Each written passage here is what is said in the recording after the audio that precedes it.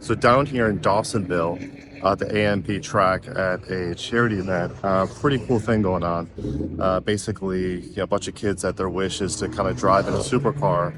Good way to raise money. People donate. We show up with the supercars.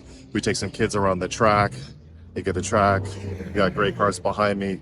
Just a little bit of a give back. Remember, when you are successful, it's very, very important to give back to those who are less fortunate for you. I say you always want to turn around and pull forward those behind you, helping out everyone.